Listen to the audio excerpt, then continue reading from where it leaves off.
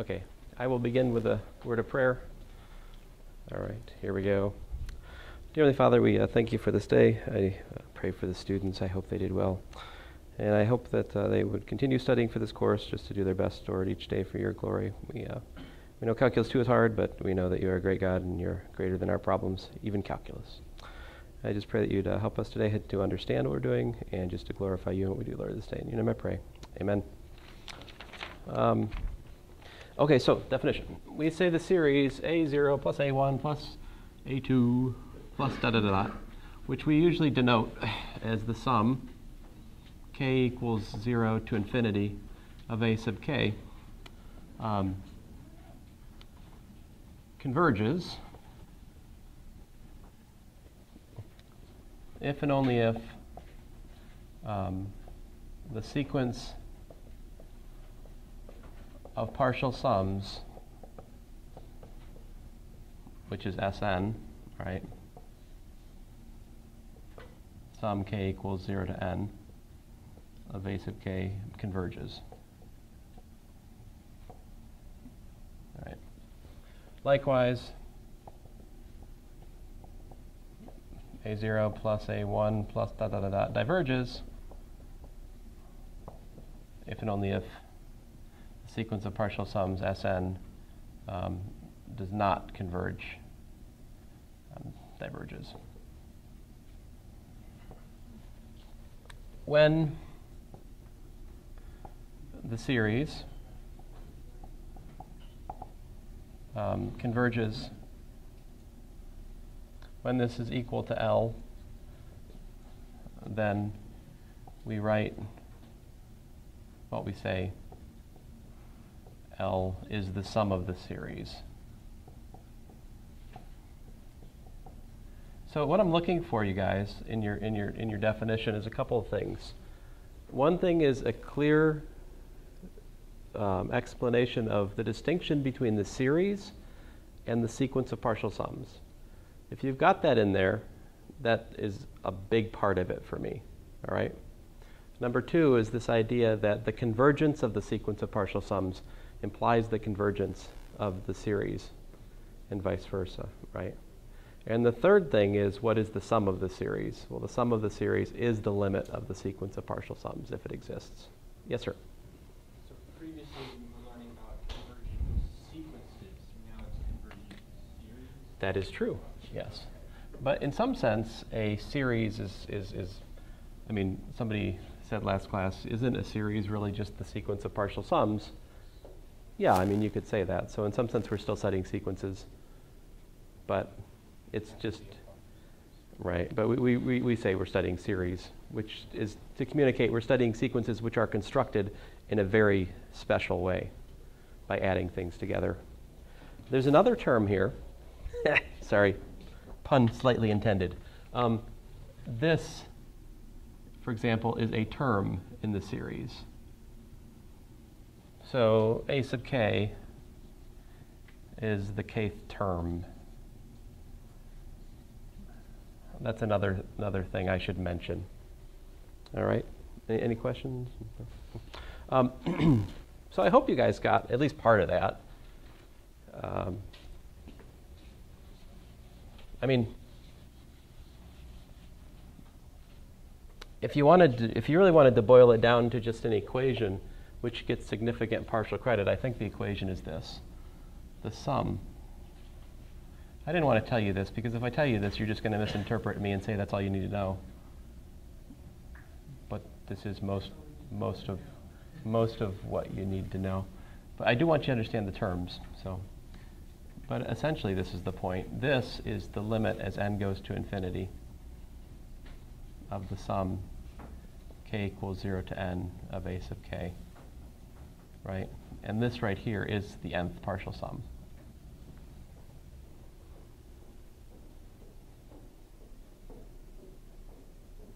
Okay.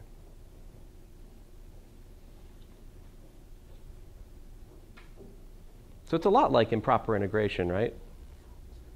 If you have infinity up here, instead of just, you put n there and you take n going to infinity, that's what the definition is. But to be picky, I do need this notion of convergence versus divergence. I want to make a distinction between the series and its sum. I don't think that kind of stuff is so clear in that formula. Okay. Now, what did we do last time? Last time we did an example. Our example was what? Our big example. The biggest example we did last time was that if you have A plus AR squared plus dot dot dot, well, that's equal to A over 1 minus R, provided what? What condition do we need? R has to be less than 1, so minus 2 works. Ah, yes. But yes, R less than 1 is kind of it. It's the absolute value of R has to be less than 1. To be more specific, minus 1 less than R less than 1, right? Or you could say R is an element of minus 1 to 1, whatever floats your boat. One of them. In this case, right, this is called the what? Right, this is the geometric series. I'd like to pause just to give you a specific definition for that. So definition, if we have like A0 plus A1 plus A2 plus dot dot dot, if that's my series, then if I have that A sub k divided by, well, A sub k plus 1 divided by A sub k, if that's equal to R, all right, where R is a constant, okay, independent of k, of course, then, well, if, oh, I'm sorry, this is not a then. This should be a, oh, goodness gracious. Forgive me, hideous word.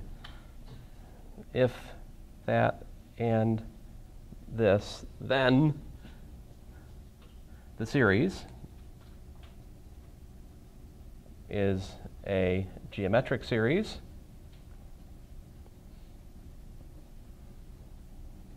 with ratio R. Okay? So a geometric series is one for which the quotient of any two subsequent terms in the series is a constant. And that constant is called the ratio. And if you know the ratio, and you know the first term in the series, then you can find its sum by simply taking A over 1 minus R. This is very nice. All right. Very nice.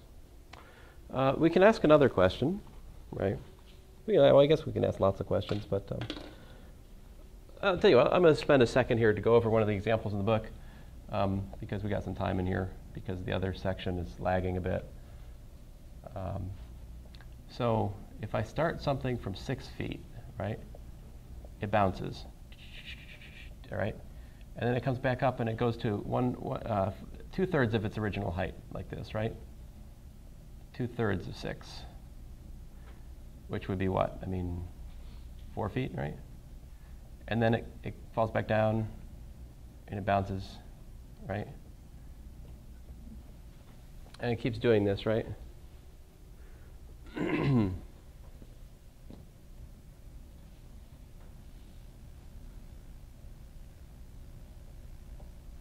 So then it'll be 2/3 of 4, right?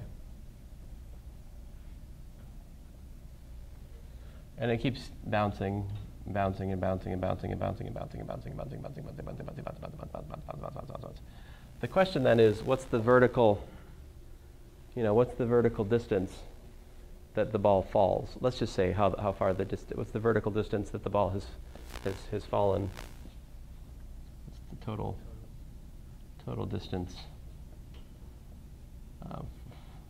Let's say fallen. You could say traveled, but that would just be twice this, right?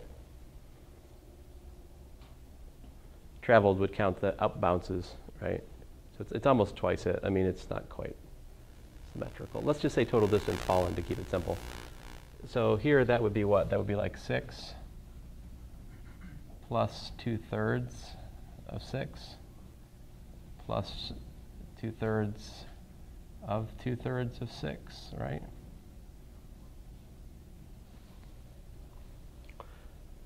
So the book just makes it up, right? That the ball bounces 2/3 as high as it did the last time. So there's some sort of like physical characteristic of a bouncy ball, right? It doesn't bounce quite as high as you started it. I would drop the marker, but it never bounces that high. Oh, sorry. And I forgot my bouncy balls. You get the idea? So what is this?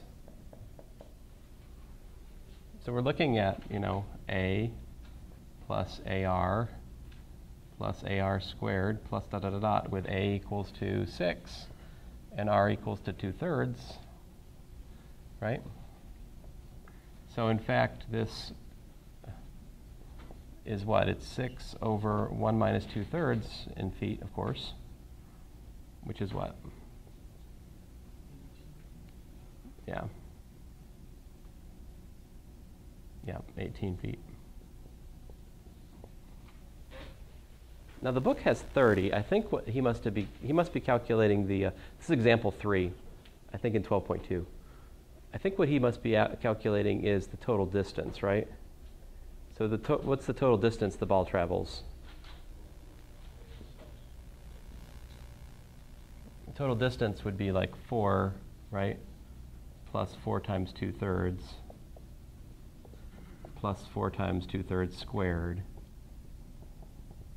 This would be the up distance traveled. I don't know what that is. I'm not sure what happened there. It's a whole new symbol. What's that? No, because there's an asymmetry here. It never bounces back up 6 feet. No, but I'm saying if you add the ball in and add it up, you're going to get... Yes. I think we'll get 30 then. Yes, Travis? Just multiply 18 by 2 and subtract the 6 for the forward distance. Because it doesn't rise another 6. I think symmetrical except for the 6 feet. yeah, I think that's right. But I'm working at it this way. So, which is what? This is 4 times 3, which is 12. So 12 plus, so 12 feet plus 18 feet, 30 feet, yeah.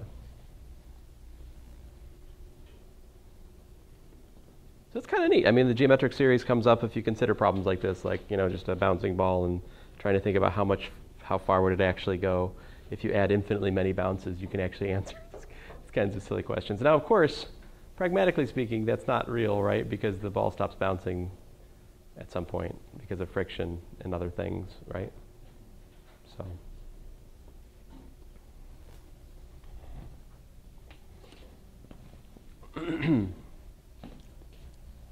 But actually, if I told you that the ball stops bouncing after 1,000 steps, we have the tools we need to calculate how far it went precisely.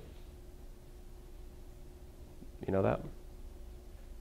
Because we actually have a formula for the nth partial sum, which is a times 1 minus r to the n plus 1, right? Over 1 minus r. So you could actually calculate how far it goes in the first 1,000 bounces just by plugging into that. That's how nice the geometric series is. Yep.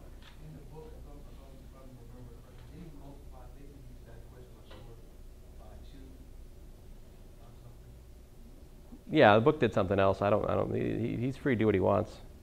I will think my own thoughts sometimes, so, on occasion. But yeah. Is that what you're talking about, Travis? The doubling and, does the book double and subtract 6? Yeah, that's a nice argument. That's just by symmetry. That's what a smart person would do. It's good. It's good. All right. So that brings me to another comment, which is that we can reverse engineer. We can reverse engineer some of this stuff, right? So, like, if you look at, check this out. And I tell you, there's something about this I don't understand right now. Well, I'll tell you when I get to the part I'm confused about. But so here it is. If we have Sn, right, and that's defined to be the sum, let's say k equals 0 to 0 to n of a sub k, right? And of course, this is equal to what? This is equal to a sub n plus the sum k equals 0 to n minus 1 of a sub k, right? Definition of the finite sum. Well, that's precisely a sub n minus s sub n minus 1. I think we all can agree on that, right?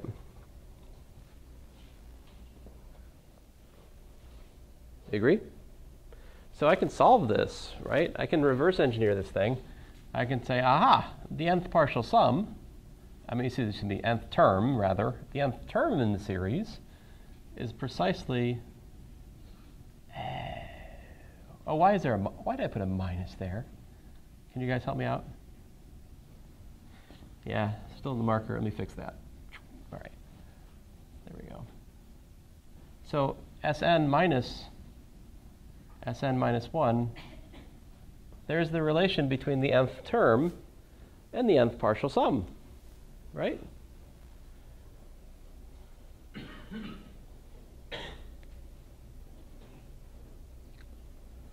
See it? What is it?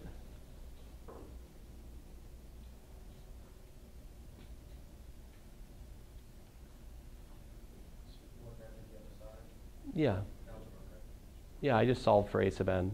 So nothing too deep here. Well, that's pretty neat for one thing. Just as a formula. Now, all right. So there's a theorem we have. Here's a theorem. And of course, you could replace this with just notation, right? A sub k is what? So we don't usually write.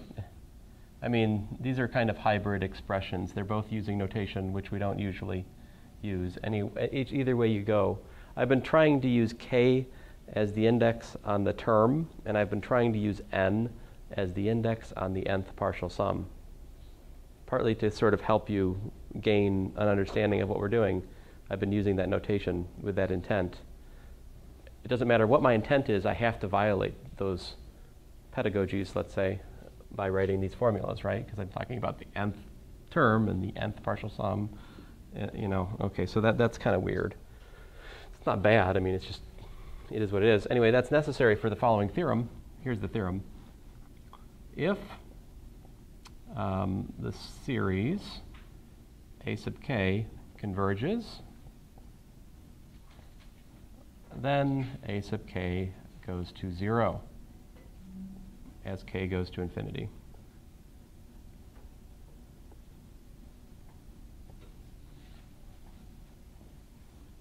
Proof. Well, observe. Well, first of all, suppose that the series converges.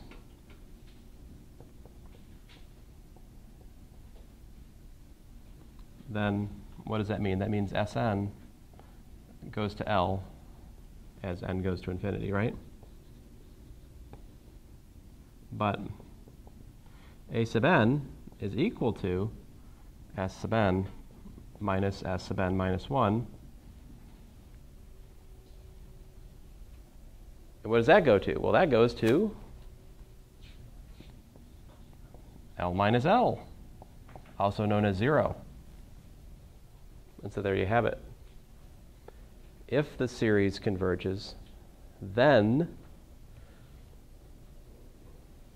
the kth term must tend to 0. Or as I've just proved, the nth term must tend to 0. But this also means a sub k goes to 0, right? It doesn't matter really whether you use k or n. That's just a variable, right, to indicate a relationship on a term in the series.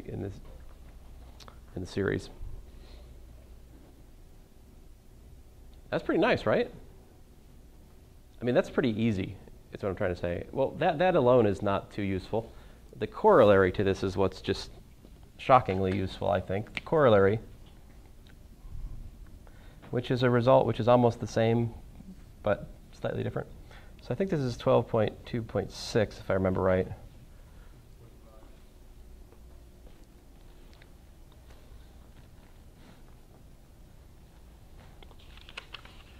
Where'd it go? My paper go? Oh. No, 12.2.6. 12.2.5 is the thing I've already written. 12.2.6, I'm given a name. Excuse me. Here it is. If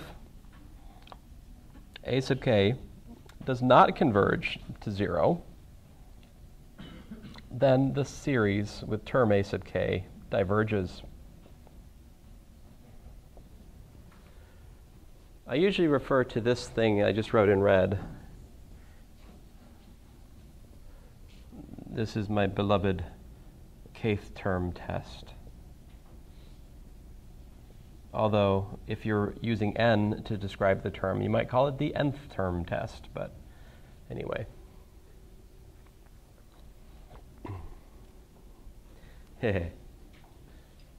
So, just to, for example, well,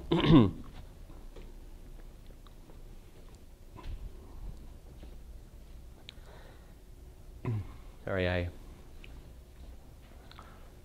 so over here, let's get started in our thinking about something over here. This is the game we're playing.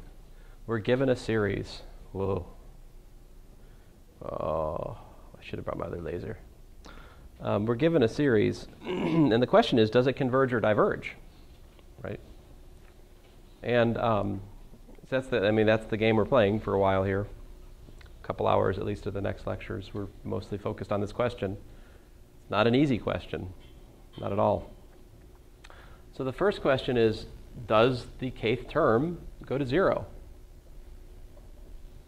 This wonderful theorem I just told you says that if it doesn't go to 0, game over. End of story. That series diverges. Simple as that. All right? Now, if the kth term does go to 0, you got to do other stuff. You're not done. You have to do additional thinking. I'll show you why that is more detail here in a second. But just to give you an example,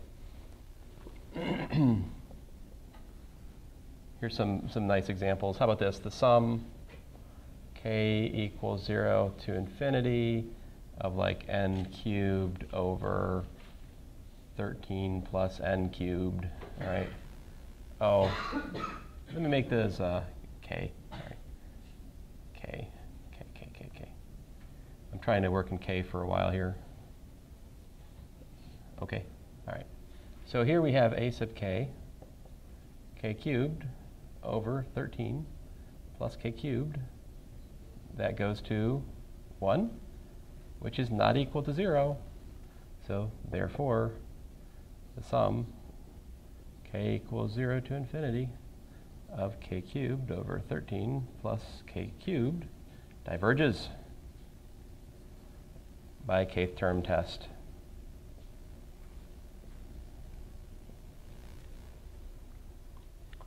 It's going to be important to me for you to tell me how it is you know something converges or diverges, because we have many flavor options, like 5 or 6, or there's a bunch of tests down here, all right? So it's important that you explain what you're doing, because there's lots and lots of different things to do. Okay, that's an example. Any question about this one? How do you know that it goes to 1? Because we've studied sequences before. So this is a sequence, k cubed over 13 plus k cubed. The leading coefficients here is 1 and 1, so it goes to 1. I mean, you could divide by, yeah.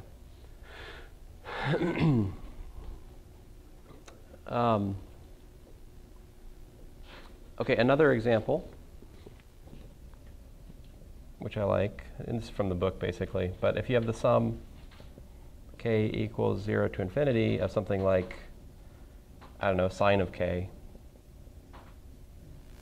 or it could be sine of, k cubed plus 3,700, I don't know, whatever. Sine of pretty much anything that's not going to settle. Well, here we have, this is my a sub k, right? It does not go to 0, right? So hence the series S diverges. At some point or another, I get smart and I start labeling my series with some letter so that I don't have to write this thing over and over and over again. Okay.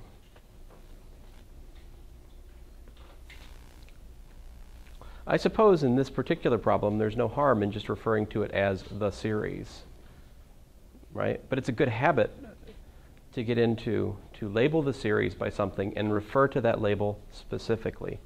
The reason I say this is we will soon be talking about comparison tests, where we're not talking about just one series, we're talking about 2 or 3 of them. So when you, the student, give me an argument that says the series, blah, blah, blah, blah, it leaves me with the question, which one? There's 3 you're talking about. Ah! So, sorry. You know, I will try to keep that to a minimum. Is there anything else we could add to the game here?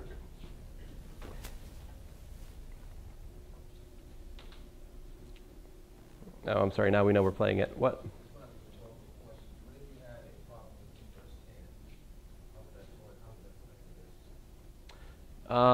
Inverse tangent, for example, of what? I mean, you mean like if I had inverse tangent of like 1 over n equals 1 to infinity, let's say.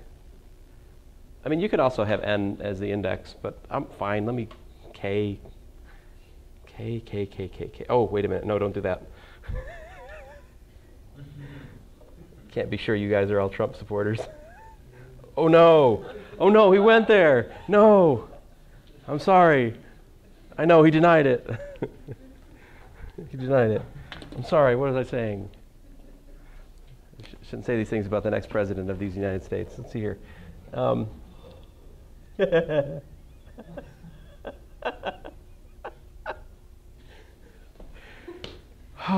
Wow. All right.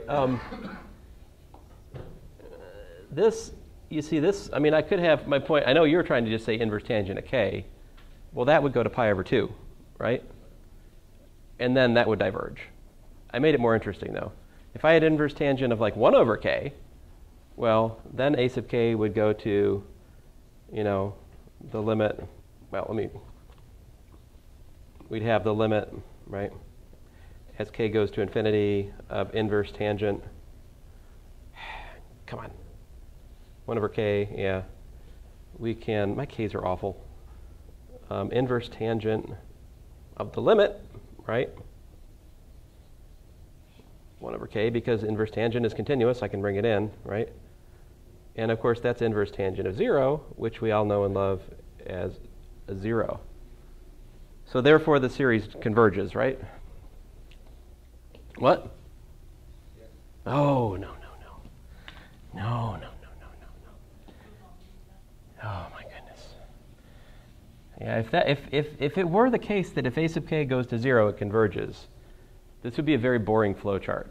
It would be like, yes, game over, it converges, and that would be all we ever needed to check.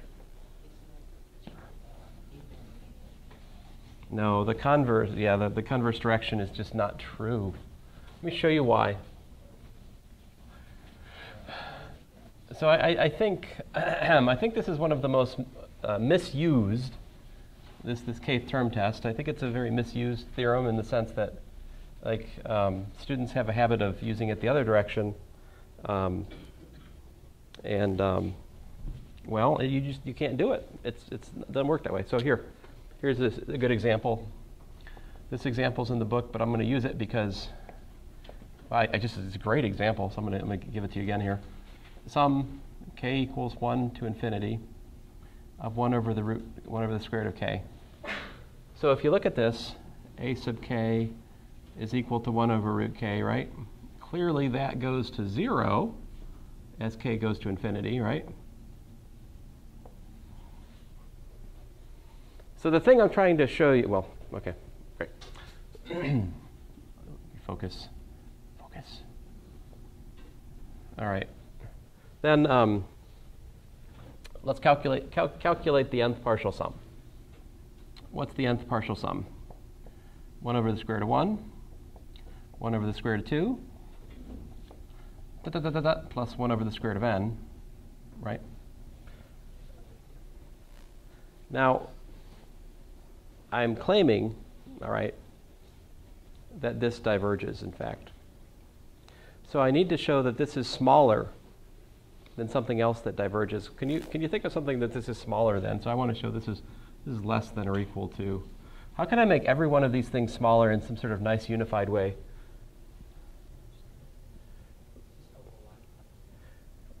That would make it bigger. Over 1? Did you say 1 or n? Oh, n, yes. So this is 1 over, you're confused because I didn't hear you. Sorry. So if you look at that, I've made every one of these fractions larger. Excuse me. I'm sorry, you're confused because I wrote the wrong inequality there, right? Okay, there we go. I wanted to make it smaller. The reason I want to do that is I want to find another sequence which diverges, which is smaller than the nth partial sum, which then allows us to show that the nth partial sum diverges. Okay, I fixed it. Do you agree with the inequality now? So if n is greater than or equal to 1, certainly the square root of 1 is smaller than the square root of n, right? So the fraction, 1 over the square root of n, is smaller than that one. So I've replaced the denominator of each of these fractions with something which is larger or the same. So in total, I've made each of the things being added smaller as you go from here to here. How many of these are there's n-fold copies of this, right? There's n-fold some n's. And so you can rewrite that as n over the root n, which is the square root of n. Now it starts at 1 this time, though, so it's not plus 1. 1. Oh, okay. So then this, of course, what goes to infinity, right? So therefore, the sum k equals 1 to infinity of 1 over the square root of k also is diverging to infinity.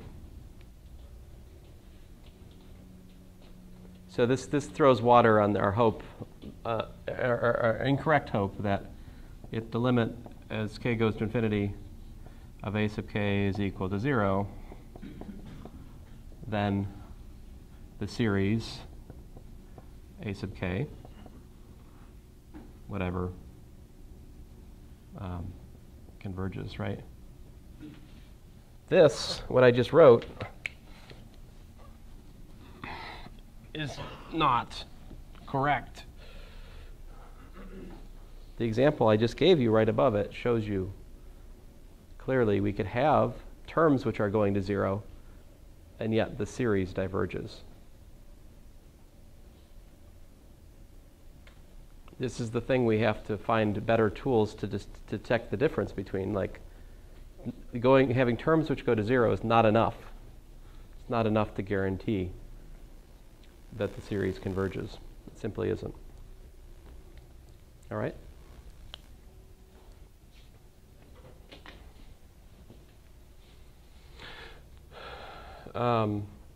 Oh, I had examples over here. I was going to just use this. What's wrong with me? Oh, man.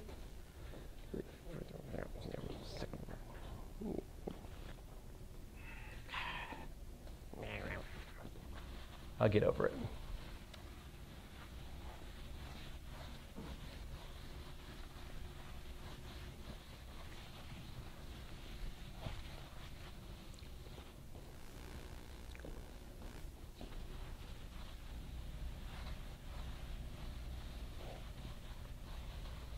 All right, so we need to develop theorems which help us to figure this out.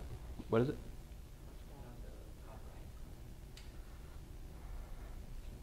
I'll talk about that at the end of class, not before. That's the thing I don't understand.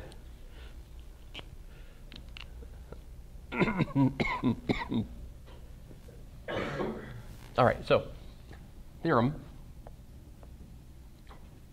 if the sum of a sub k and the sum of b sub k, in other words, these series, sum to a and b, well, I should say converge to sums a and b respectively, and if c is a real number, then the sum sum of a sub k plus the sum plus b sub k rather is equal to the sum of a sub k plus the sum of b sub k, which is, by the way, a plus b, and the sum of c times ak is equal to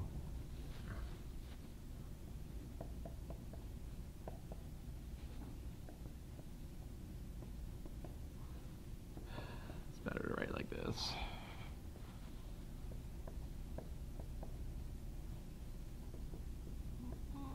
Now, when I write a sum like this without a lower bound, it's understood that the series goes to infinity, and it's also understood that they have common lower bounds, okay?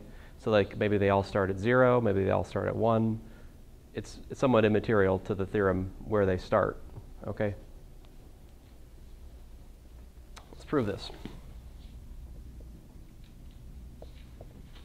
All right, so suppose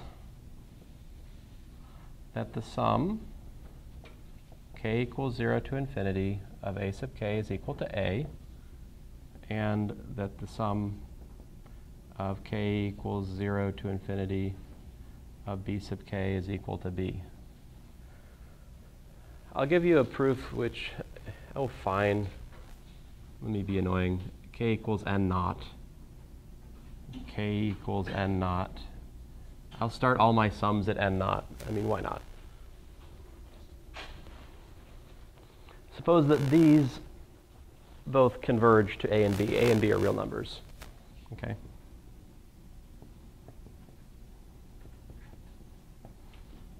Also, let c be a real number. Consider then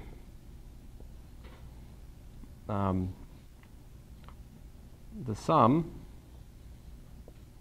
k equals n naught to n of a sub k plus b sub k, right, is equal to what? And I need to be greedier here. You put a c in there.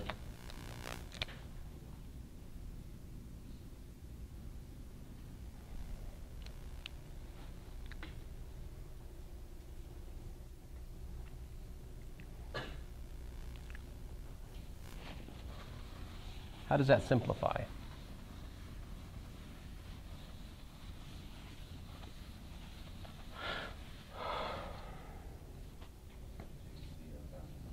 Right, so that's c times the sum k equals n naught to n of a sub k plus the sum k equals n naught to n of b sub k.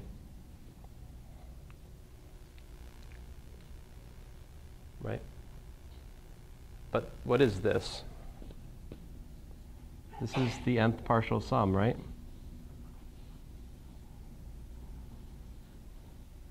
For like a sub n naught plus, oh, that's annoying, isn't it? For this sum over a sub k, right? And this is the nth partial sum, right? For the series form with terms b sub k, right? Those nth partial sums converge, right? I mean, we're assuming that. So by properties of, basically limit laws, this converges to c times a plus b, right? But what is this over here? This is the nth partial sum. So thus, the sum k equals 0 to infinity of CA to the K plus BK is equal to the sum K equals, well, it's equal to CA plus B.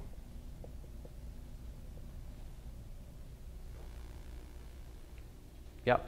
Why didn't you put C over the whole thing? You just What? Also B. I'm sorry? Why did I what? Like, why did you only keep them? Yeah, why did you only keep it on the outside? Oh, because otherwise I wouldn't get what I want. So endgame here, right? If you take C equals to 1, what do we get?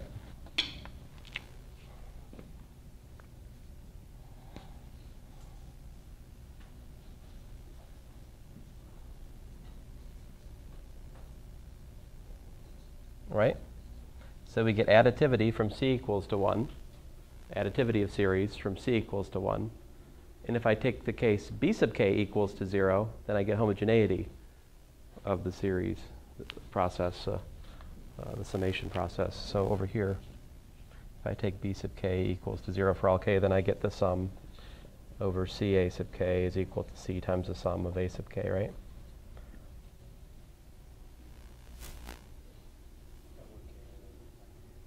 What's that? The 1k looks like an n. They're all k's. But yes, my k's are sad. I should use n, but I'm trying to match the book, so there you go. And you see the n naught doesn't, I mean, there's just n naught, n naught, n naught everywhere. This is supposed to be n naught, right? As you can see, I have a hard time remembering I was doing n naught.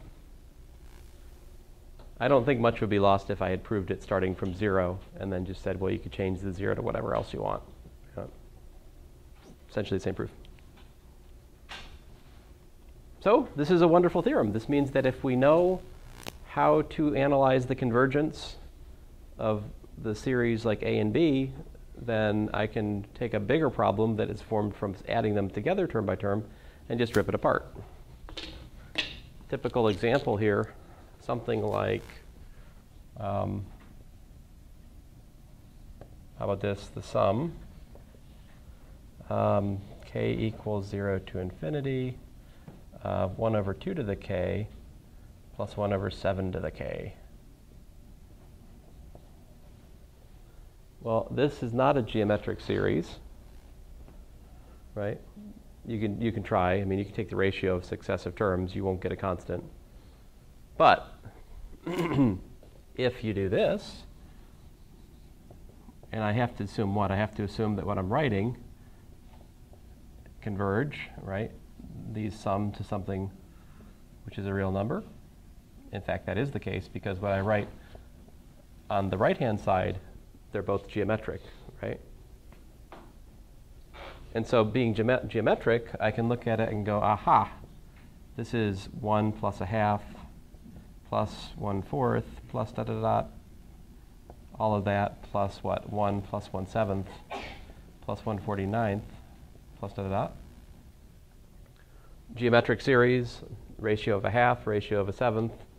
So this is 1 over 1 minus a half plus 1 over 1 minus a 7th. In other words, it's 2 plus, 7 over 6. Or if you like, 19/6, I guess.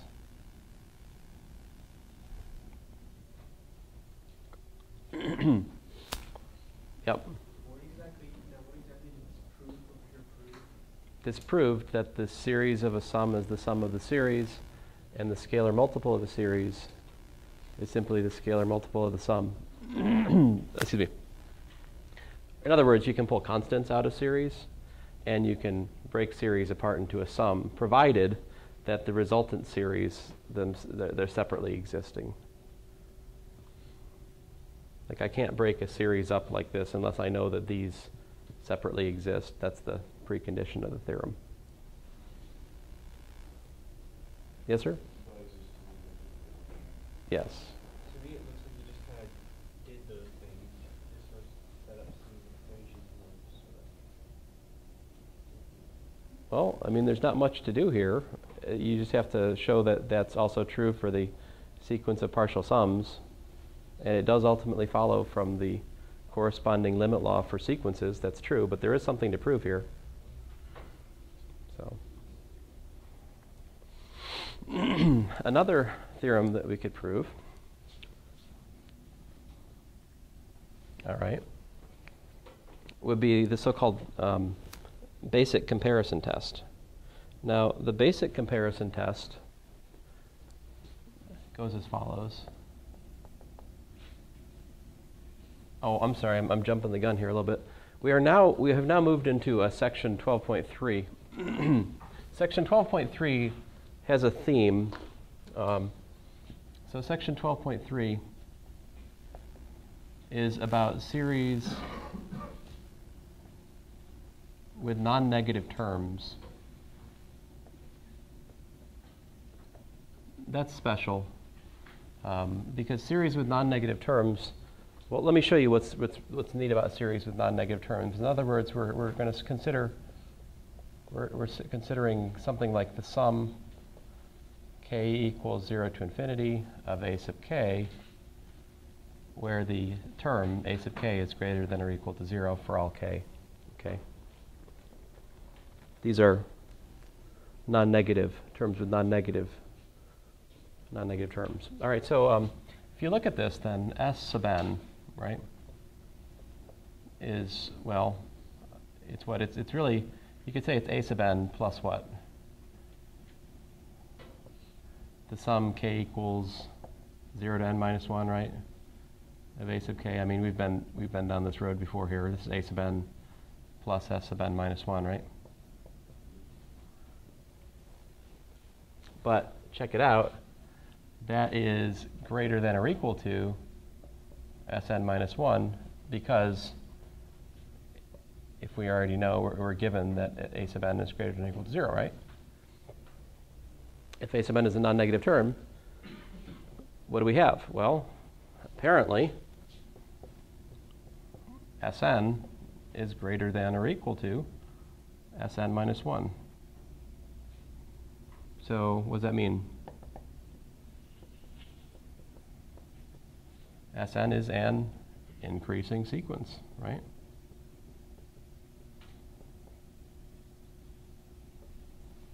Which means it is entitled to all the rights and privileges thereof, right? So immediately we can write a theorem based on the bounded monotonic sequence theorem, right? What do you get then if you know that the partial sums of such a sequence are bounded?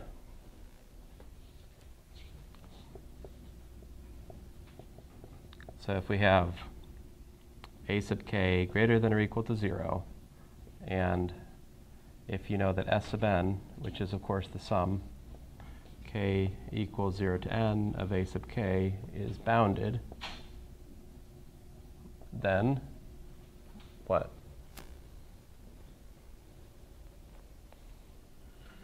You have a bounded increasing sequence by the bounded monotonic sequence theorem. It converges, right? In fact, we could be more specific. S sub n converges to what? It converges to the least upper bound of the range of Sn, if you want me to be specific, right? But more to the point,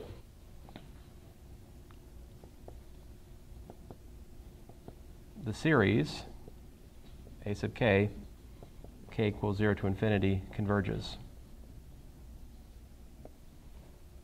So if you have a series of non-negative terms, you're adding together things which are positive or 0, and if you can show that that the sequence of partial sums is bounded, right, that there's some number that's above it that it can't get past, then it follows that the series converges.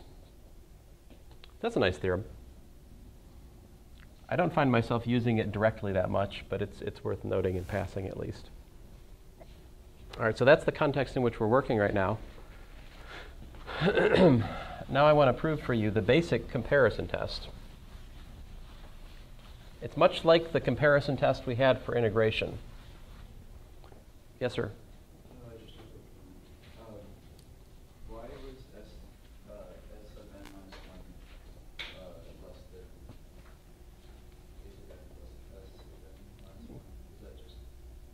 because we're given that a sub n is greater than 0. So, I mean, I've added something to it. I guess you could start with the inequality a sub n greater than or equal to 0 and add, add s sub n minus 1 to both sides to obtain that inequality if you wanted. Basic comparison test.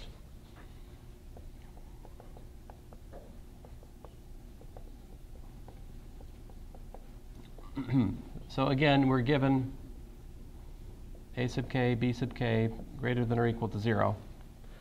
So these are non-negative terms. And for k sufficiently large, which is just a fancy way of saying eventually this inequality is true, okay? Suppose you have 0, of course, less than or equal to a sub k, less than or equal to b sub k, right? Then, if you have all this, all right, 1, if, and 2, if blank converges, then blank converges.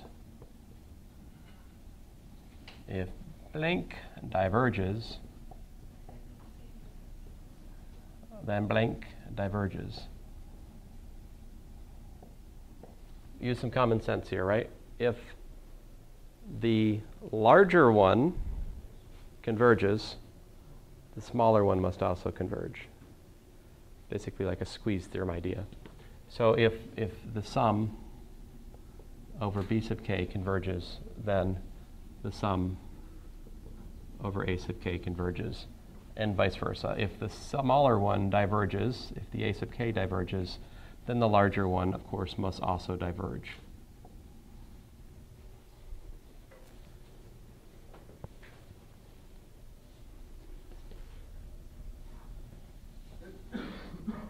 This is the basic comparison test. Now the proof of the basic comparison test, well, let me give you some sort of proof. If you have that a sub k is 0, right? 0 less than or equal to a sub k, less than or equal to b sub k, and I'm going to give you the proof, and I'm just going to say that this is true for k and n. I'm going to ignore the sufficiently large aspect.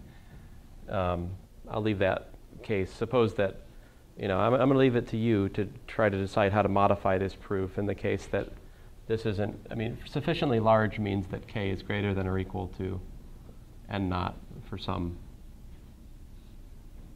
n naught in n, right? If you understand the proof I'm about to do, you can easily modify it to do the proof that the case n naught is not equal to 1. Okay, so if that's true, then all you do is just form partial sums, right? So 0 is less than or equal to the sum k equals 0 to n. Yeah, a sub k less than or equal to the sum k equals 0 to n, b sub k, right? And then it's a squeeze theorem, pretty much. It's the more full form of the squeeze theorem. The full form of the squeeze theorem says that if, so for example, if we have that the sum k equals 0 to 0 to n of b sub k converges to b, right? And a sub 0, the 0 sequence, right, converges to 0, then squeeze theorem, what's it say? It says the limit, excuse me, 0 is less than or equal to the limit as n goes to infinity.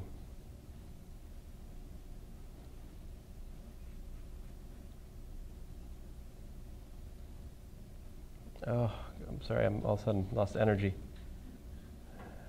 Sum k equals 0 to n of a sub k. It's not equal to b. It's not quite the squeeze theorem. I think I actually need... The point is the nth partial sum. The point is B bounds the nth partial sum of A.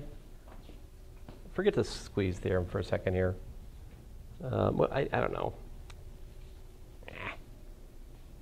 What do I want to say here?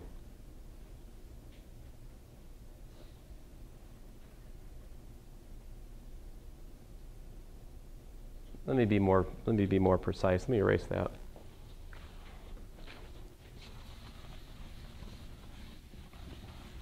Sorry, guys. Yes? Can you just squeeze the one something that's like not particularly a value? Like if you say like 0 converges, Well, that's the thing, is the squeeze theorem. If you have the squeeze theorem for, if you have an inequality between three things.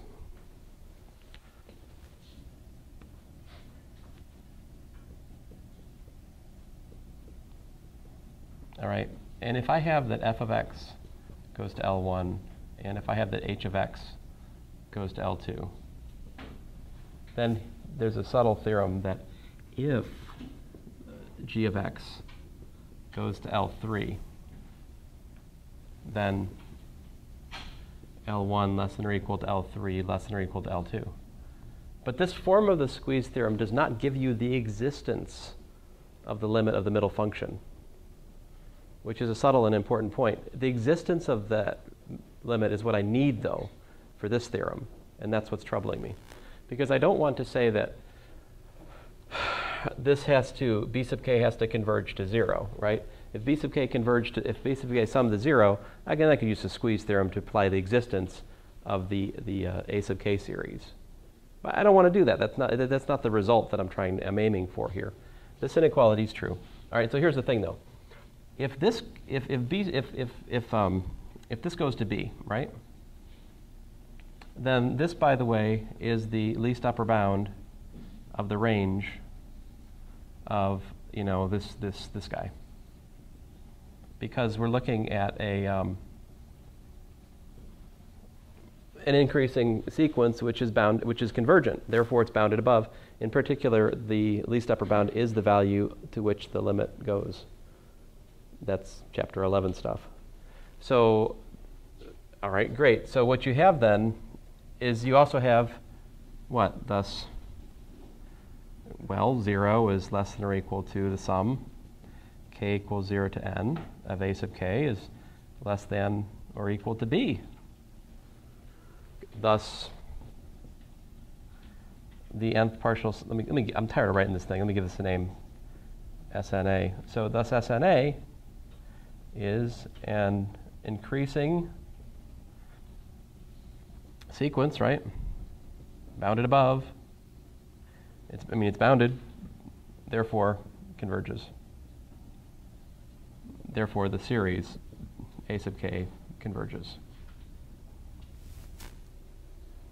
Then I can go back and use the squeeze theorem that I was just mentioning after I know that the limit of the nth partial sum of A exists. Once I know that, then I can go back and argue, in fact, that we, in fact, have, by squeeze, I, in fact, know at this point, then I can say by squeeze, we have that the series, where's my inequality? A sub k, that sum is less than or equal to the one for B.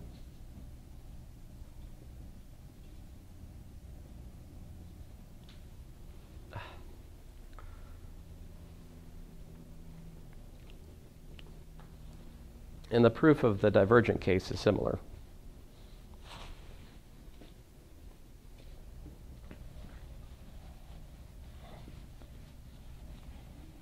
This basic comparison test is useful for all the same reasons that the comparison, the improper integral comparison test was useful.